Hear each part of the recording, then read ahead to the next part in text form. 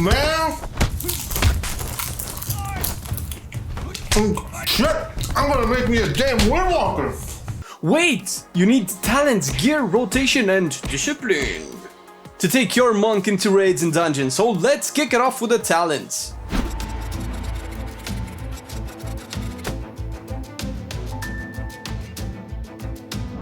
For better or worse, Windwalker monks have one main build that goes with everything, just like Kyle's theme. On the first row, take Chi Burst because Kamehameha! No, but this is the best pick on the row. Highest damage output, adds another button that of course works towards your mastery combo strikes, and generates Chi. What more could you want, money? What?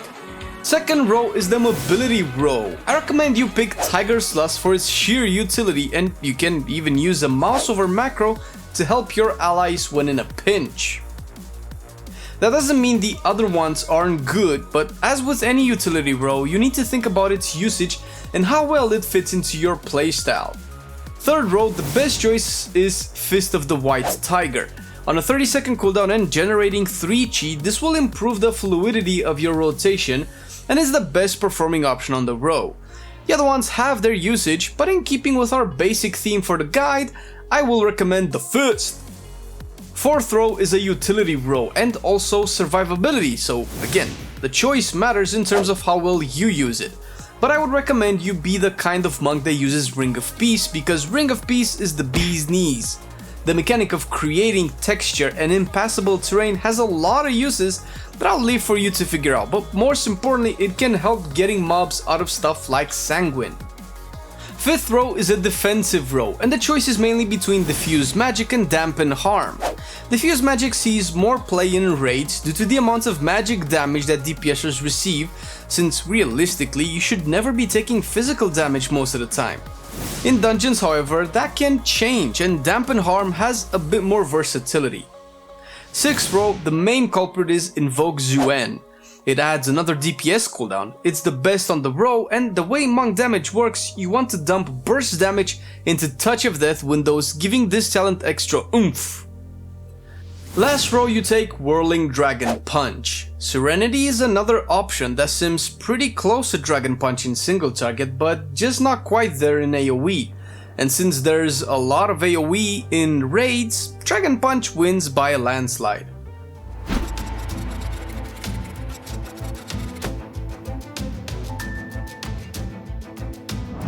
Windwalker monks have an interesting priority list when it comes to stats, and you don't see this on too many other specs.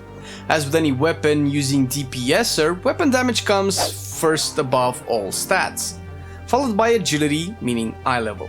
The actual best secondary stat is versatility, followed by crit, which is very close to mastery, with haste at the bottom. Even with all of this, stats are not that different from each other, and the strength and importance of one will increase the more you have of the other ones. As an example, my stat weights are something like this, which is fairly similar to the norm, and this rarely happens when I sim, and this is at around 360-ish eye level. The more you get geared, the more the priority will change. And you will see this most when you start getting trinkets and Azurite traits that proc with a big chunk of a specific stat as a buff. And speaking of the devil, no, not you, man. Go make our partners confused so we can play WoW in peace. Let's check the trinkets. Not very many in the top percentile, to be honest. Clearly, since all the stats are close to each other, you can get whatever trinkets you want and or have. But if you want to aim for a specific pair, and you do, let's be honest, I mean, what else is there to do while waiting for 8.2? Then I would recommend Harlan's Loaded Dice from Freehold. This bad boy has been a superstar for all agility DPSers and will likely continue to be so if all we will be getting is more stat sticks in the future. Another very good option is the Lustrous Golden Plumage. God, I hope French sounds like this in real life as well. Probably not. This one drops from King's Rest, and it's a clear contender since the versatility proc is well good. Again, another stat stick. And I mentioned this specifically to segue into the next option, which is not really a stat stick, and that is the Lurker's Insidious Gift from Crucible. Yep, this bad boy is getting more and more love the more people test it, and I talked about it in previous videos. It does provide a big boost to mastery at a cost, of course. Over the course of its effect, you will most likely die if you aren't healed. As such, if you really want to use this, use it in raids, since there's a lot more off-healing going around than in dungeons, where your healer might DDoS you if they inspect your ass. And again, there are a lot more good trinkets, both from raid drops and dungeon drops. So if you don't have these three, just sim what you have and see what's better. And if you go by stat weights, you shouldn't go wrong. Onwards to the Azurite traits. The main one you want is Open Palm Strikes, stacked 3 times, because this is the best thing in the world for Windwalkers. You stack it for the damage part, of course, and the way it works is once you pop Fists of Fury on a target, each time that target takes a tick of damage, that tick has a 5% chance to refund 1 chi and deal the flat amount of damage. The damage is half for secondary targets and only the damage will stack. Fury of Zuen is a good trait, you can only get once. The flat haste buff stacks, but the rest doesn't. This one is good for both raids and dungeons, but shines a bit more in single target situations. Another one-off you can get for raids is Glory of the Dawn, which also doesn't stack as amazingly as Open Palm Strikes. For the rest of the main slots, fill in with Dance of Chi-Ji. This is a pure AoE trait, but performs well nonetheless since all encounters have some form of AoE or ads. Almost all. When in dungeons you can add one or more dance instead of the Glory of the Dawn trait. The builds are fairly similar, which is why I didn't recommend picking very specific combinations. What pieces you get will differ, but if you understand which ones are better in AoE and which ones in single target, you can make a more informed decision about what overall traits to pick. For the secondary ones though, aside from the obvious stat-giving traits, you can go with Exit Strategy, which is nice. Some classes have the luxury of picking class-specific secondaries, which is really cool, and Blood Siphon is also great for the Mastery and Leech, but mostly Mastery.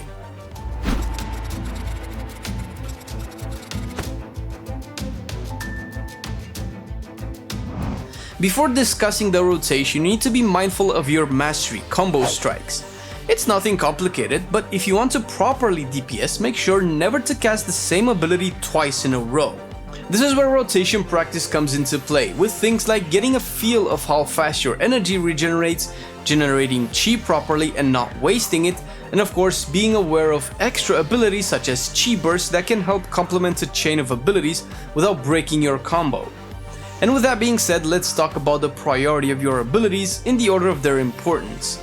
Note that this doesn't mean this is the rotation, just a general priority list to give you an idea what to cast at what time. The actual button you press boils down to your judgment, and the better the judgment, the more damage you do. First, Touch of Death pretty much on cooldown. Next is Fist of the White Tiger if you have less than 3 chi and about to cap on energy, both conditions at the same time. Tiger Palm similarly if you have less than 4 chi and about to cap on energy. Whirling Dragon Punch next, Rising Sun Kick after that, Fists of Fury, Chi Burst if you don't have all your chi yet, Fist of the White Tiger only if you have less than 3 chi, Spinning Crane Kick only with the Azurite proc, Blackout Kick, and lastly Tiger Palm. Notice that certain skills have multiple conditions which you may want to follow. Those are important to maintain maximum efficiency with, and you need to combine all of this with your mastery. Practice on a training dummy until you feel comfortable because your mastery needs to become muscle memory. As for AoE, it's fairly similar.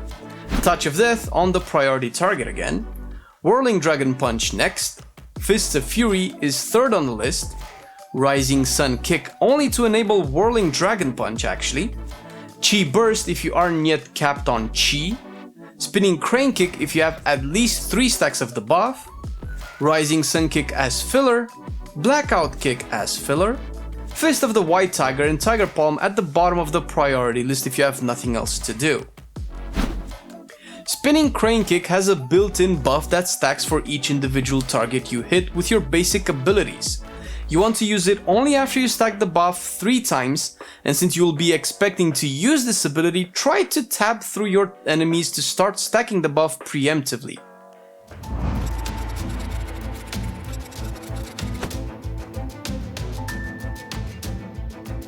For consumables, as always, you need to follow your stat ways to get the most out of your enchants and buffs.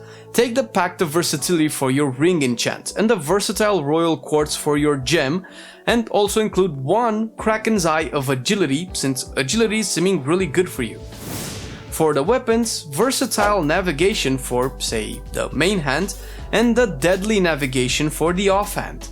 These are again by default. If you want the most optimal weapon enchants, go to Raidbots and Sim. For food, the feast will always be better, and if not, get those damn bloody sausages because agility is best in slot stat. For the flask, agility of course, big surprise. But for the battle potion though, agility again, like we just talked about the stats, why are you even surprised? I left out some of the very niche and nuanced things that are not that necessary for newer Windwalkers so as to not make the video 20 minutes long. But if you want to understand more about the spec, I recommend visiting the Peak of Serenity Discord as well as peakofserenity.com, where the top monks have done some amazing job at providing us with info, most of which I have used in the guide as well. If you like punching stuff with your fists, maybe you liked smashing stuff with two of the biggest two-handers you can get your hands on. So check our Fury Warrior guide for raids and dungeons and get to smashing! We would like to thank our patrons for their continuous support, and we're super happy that you guys like our content so much that you're willing to donate your blood money. If you're also interested in becoming a Patreon, there are details down below in the description and you can also check some goodies along the way. Or maybe you buy nerdy Warcraft stuff off of Amazon, and hey, you can use our affiliate link down below and you're gonna help us out. Yeah, it's all about us, but hey, at least you'll be donating money for Marcelian's new haircut. Thanks for watching the video and being awesome, and I'll see you next time.